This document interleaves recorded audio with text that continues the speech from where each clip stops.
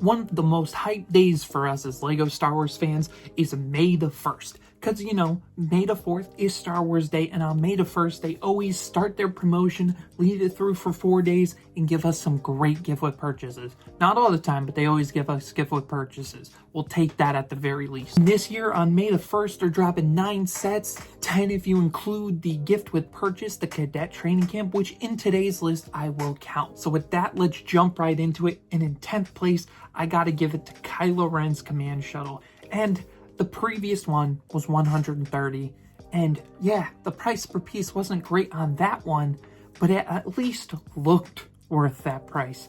There is no way in any world this set right here looks like it should be $70. 386 pieces.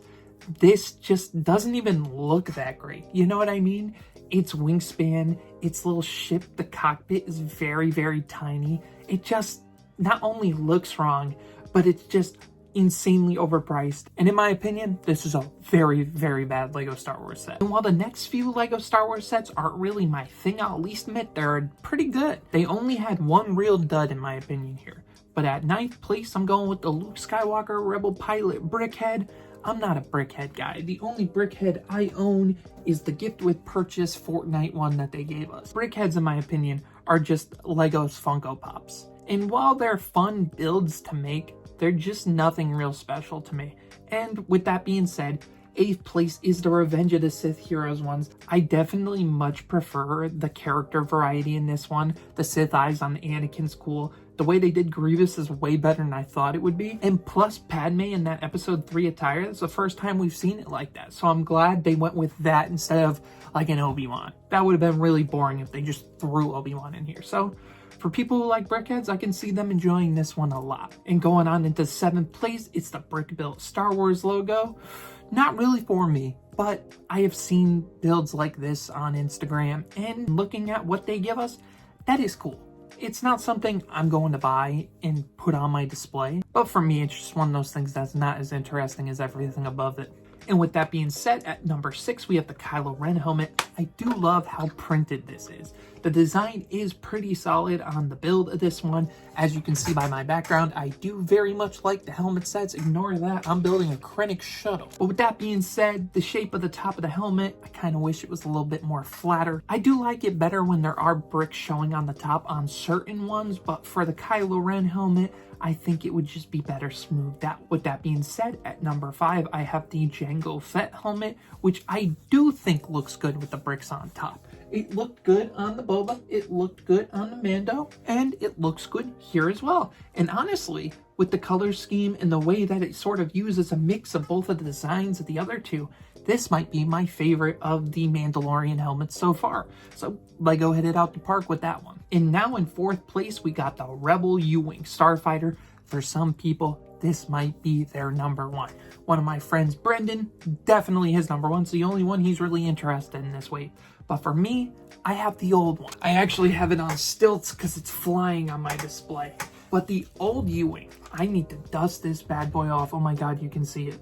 But this old U-Wing is perfect. It's amazing. I love how big it is. I love how great it is. And plus, as I'm saying, I'm building the Krennic shuttle. I shouldn't be dropping $100 figures. I have a K2SO. So for me, this set could be the top of your list, and I completely understand it. Because for me, I have a better version with figures that aren't really desirable to me because I have the old ones. So if this is your number one, I get it. But for me, the downscale doesn't really work as great. And then at number 3, this is where the clone cadet training thing comes in. Because the cadets are just something we've wanted for forever. And as some people might be saying, oh, the U-Wing is a better build. Oh, for sure it's a better build. But the figures are so much more desirable in the clone cadet set that for me, it soars right above it, just a little bit. And then at number 2, we got the Chopper Astromech.